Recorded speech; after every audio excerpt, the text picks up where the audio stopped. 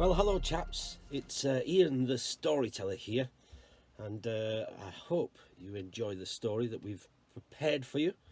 Me and my lovely wife Jo have been slaving away to create you a nice story this week.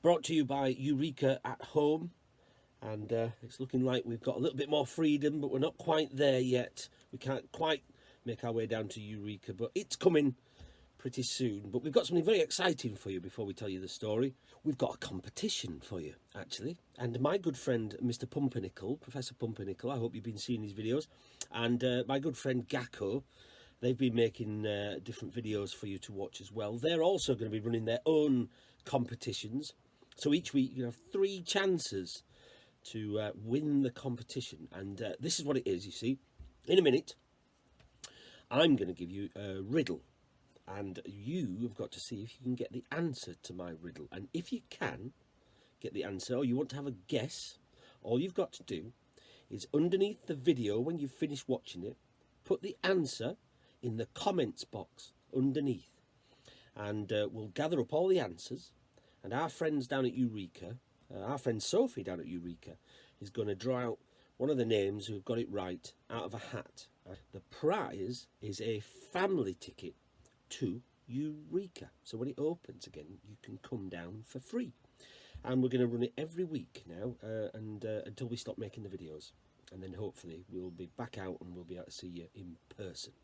So here's my riddle. I hope you're listening carefully, and the riddle is this: what do you get to keep, but only after you've given it away? Now I just tried it out on my wife Jo and she couldn't get the answer. What do you get to keep, but only after you've given it away? Now, don't you go worrying. You know me, I like to help people out. And if you watch the story that we're about to tell you, and you listen really, really carefully, there's a clue in the story, but you'll have to listen really, really carefully for the clue. So that's my riddle. And if you think you know the answer, put it in the comments box below the video, and we'll be in touch soon if you've won. And if you don't win this week, tune in next week to the next video, or go to Professor Pumpernickel or Gakko's videos as well, and there'll be a chance on there. And if you want to tell us anything about the story, you've enjoyed it, whether you've enjoyed it and what bits your favourite bits were, then you can write them down as well, because it's always nice to hear from people. We know there's lots of you out there, but it's also nice to hear your voices. So, without further ado, I shall stop prattling on and let you enjoy the story. Thanks for listening. Take care. Much love.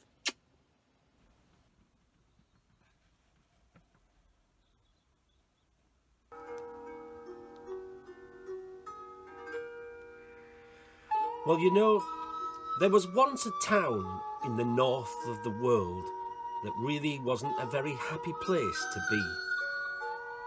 The buildings were nice and the streets were wide, but there really wasn't any joy to be found there at all.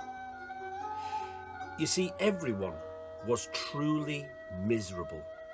Young and old, nobody laughed, nobody sang, and nobody danced. And the reason for the misery of this place was its mayor, a greedy, rich and wobbly-bellied man who wouldn't let anyone enjoy their lives. And the cause of it was that deep down inside the man's heart, it was bad. His only joy, if you can call it that, was to see the people's glum faces as they went about their daily lives. Well, you can't be that bad without something sniffing it out. And so they came. The rats. Black rats, brown rats, grey and white. And they took over. They ate the food in people's larders. They made their beds in people's houses. They even scared away the cats and dogs. Everyone in the town was frightened. All that is except the mayor, for he was nice and safe in his grand house, and the rats made a mess of the rest. News of the town's plight spread far and wide, and the story was on everyone's lips.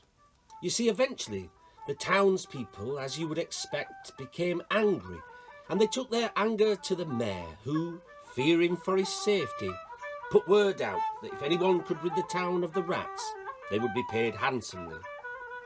Well, eventually the news came to the ears of a travelling man, a piper of fine music, who knew exactly how to help. He took to the road north, and after many days, finally arrived in the town. He made his way through the gloomy streets until he finally found the house that belonged to the mayor.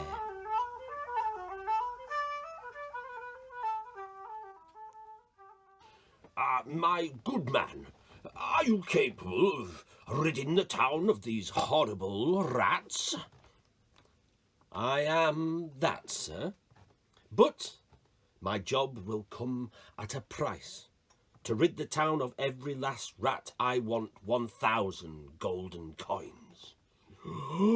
1,000 golden coins? Well, very well. I'm sure the public purse can stretch to that.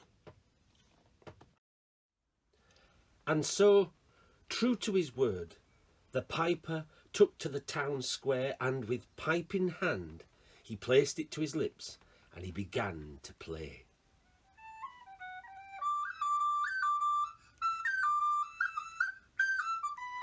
And oh, what a sound!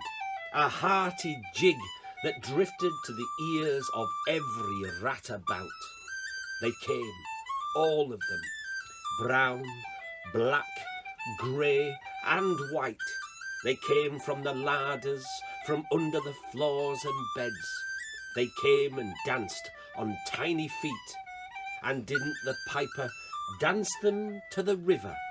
And not one of those rats saw daylight ever again.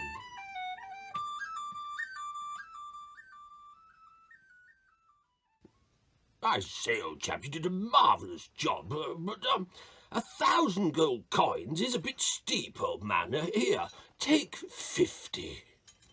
So you promised me 1,000, and if you don't pay up, I'll make you pay. My pipes have powerful magic.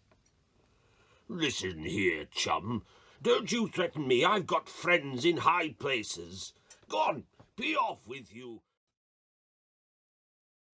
And so, once again, the piper took to the town square. He put his magic pipe to his lips, and he began to play.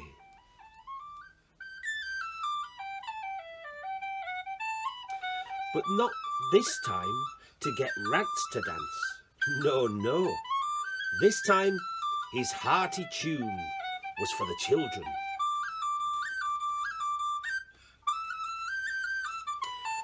You see, rich men that make promises that they refuse to keep need to be taught a lesson.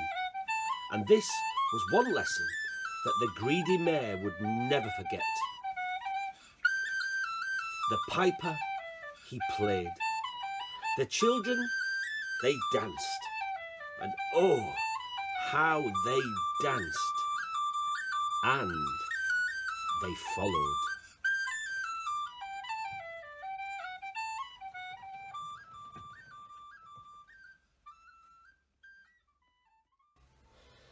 But fear not, my friends, for we would not tell you a sorry tale with a bad ending. Nay, there's naught but joy at the end of my stories. You see, the piper, he had his revenge, for he had travelled far and wide in his days, and he knew of a place nestled down in the green dales, filled to the brim with magic and laughter, a place where all could come, young and old, to dance and sing. And the piper led the children there to join in the fun. And with them came their parents, and you know, they never went back to that gloomy town again. They do say, however, that the mayor is still there, all alone, which is where rich, greedy, wobbly-bellied men deserve to be. And as for our friend the piper, well, no doubt he's still out there somewhere, travelling the road and playing his magical tunes. You never know. When we're finally free to join together in voice and song, to dance barefoot on the earth together again, we might invite him to come and play us a hearty jig. And if, my dear friends, you are listening to this tale and looking for its meaning, its moral, as they say, well, I guess it's this. Always keep your promises, and then you won't turn out to be like the greedy mare. Much love, much light to you all, wherever you are.